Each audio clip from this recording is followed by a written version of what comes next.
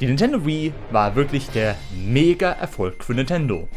Nicht mehr an die Leistung sich festhalten, sondern Neues gewagt. Und das hat die Wii mit der Bewegungssteuerung geschafft, die im Altersheim gut ankam, aber bei Hardcore-Gamern unten durch war. Doch manche stellen sich die Frage, wie die Bewegungssteuerung funktioniert. Denn irgendwie muss ja das ins Digitale umgewandelt werden, damit es unsere technischen Geräte verstehen. Und genau das schauen wir uns hier in einer Tech Inside Folge nun an.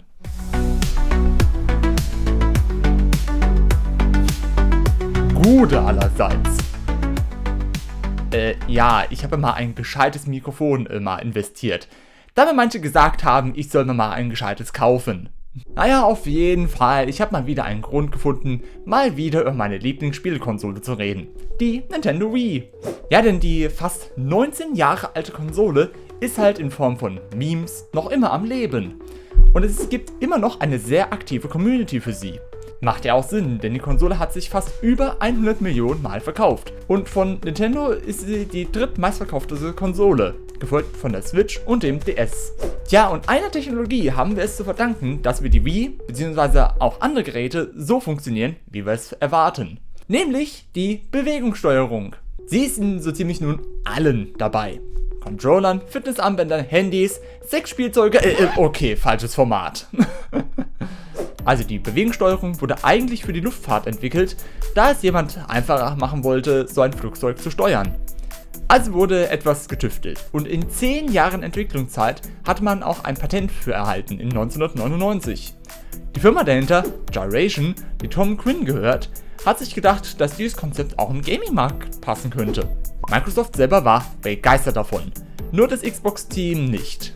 Die haben kein Interesse gehabt. Ich frage mich da nur, ob die jemals wieder was mit Bewegungssteuerung gemacht haben. Ach, aber wie hieß denn das gleich noch? Ach, egal. Tom hat sich dann zu Sony gemacht, nur hat es vom Preis nicht gepasst, dies in Masse zu produzieren. Wobei Sony zwar ablehnte, haben diese ja für die PS3 auch im Controller die Bewegungssteuerung gehabt. Aber von jemand anderem produziert, die schlechter waren und nicht so präzise. Wie es ja heißt, Qualität hat halt ihren Preis. Tja, und was soll man sagen? Der letzte war dann Nintendo, die ja nach dem Erscheinen des Gamecubes die Businessstrategie mit den Nachfolgekonsole umkrempeln wollten. Diese Idee mit der Bewegungssteuerung war es dann, was alle beeindruckt hat. Und somit hatten wir sie dann, die Wii. Sie war somit etwas anderes. Nintendo hat sich an was anderem versucht. Und das mit massivem Erfolg. Und da war es auch egal, dass die ersten Wii-Fernbedienungen mit so einer Art, ja ich sag mal, einfache Bewegungssteuerung hatten. Es gibt 2 Arten der Bewegungssteuerung. Eine mit einem Beschleunigungssensor und eine mit einem Gyroskopsensor. Ich will euch erstmal den Beschleunigungssensor erläutern, wie er bei allen Wii-Fernbedienungen eingebaut ist und bei den ersten PlayStation 3 Controllern. Nur wie ich es hier erkläre, sollte schon einfach und verständlich für jedermann sein. Heißt somit, dass zwar das Gezeigte hier auch so eingebaut ist, aber im Inneren halt doch etwas abweichen kann. Ein Beschleunigungssensor ist im Grundkern ziemlich einfach aufgebaut. Ihr könnt euch das in etwa so vorstellen. Ihr habt eine Schiene, wo ein Gewicht drauf ist. Okay, um es realistisch zu sein, es sind 3 Schienen drin für 3 Bewegungsachsen, aber um es einfach zu halten, schauen wir uns nur eine mal an. So.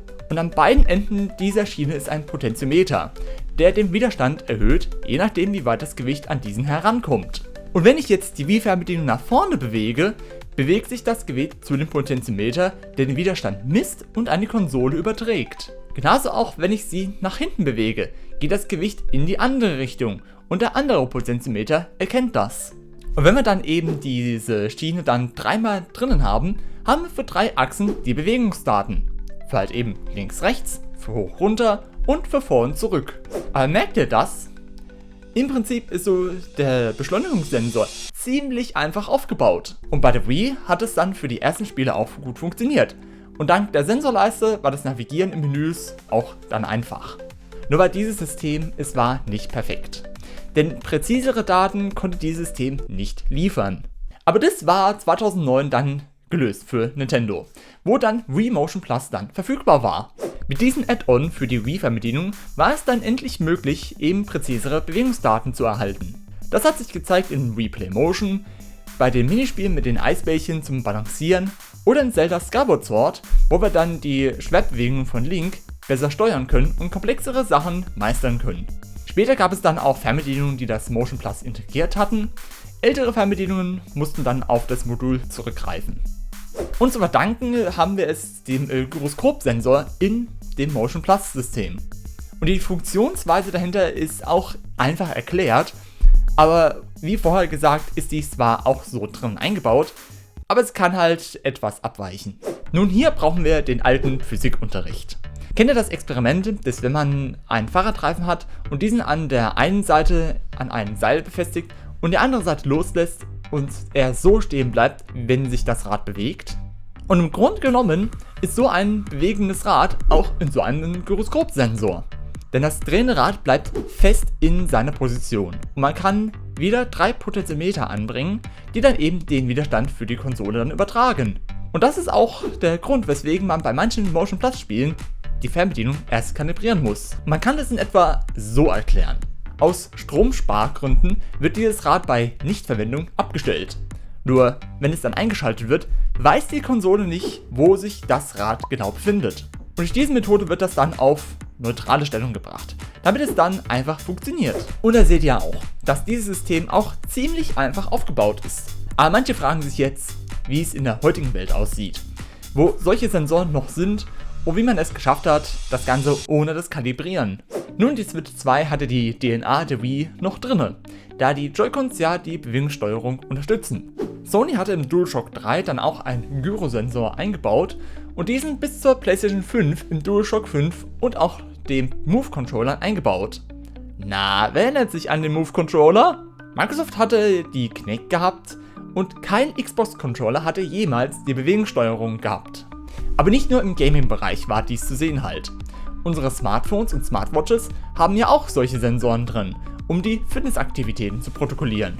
Nur haben diese modernen Gyrosensoren keinen Bedarf mehr kalibriert zu werden, da das Rad, wo wir es vorher hatten, durch Magnete immer an die neutrale Stellung gebracht werden dann. Okay, zwar etwas anders im Inneren, da sich das Magnetfeld der Erde zunutze gemacht wird, aber hier halt einfach mal erklärt hier, damit es halt jeder versteht. Und das hoffe ich auch, dass nun jeder verstanden hat, wie die Bewegungssteuerung funktioniert. Zwar jetzt nicht 100% haargenau so innen eingebaut, aber das Grundkonzept dahinter ist wirklich so eingebaut. Also das nächste Mal, dass wenn ihr die Wii-Fernbedienung in den Fernseher schmeißt, denkt dran, in dem Ding steckt mehr Physik drin, als man denkt. Ein Mini-Gyroskop, das mal mit einem Fahrradreifen anfing. Ich sag zumindest mal so viel dazu. Wenn ihr weitere solche Episoden sehen wollt, abonniert diesen Kanal unbedingt, um dies halt auch nicht zu verpassen. Wenn ich dann doch etwas vergessen haben sollte, dann kann ich das ja immer noch in einem Short erwähnen. Und dann sag ich mal, man sieht sich.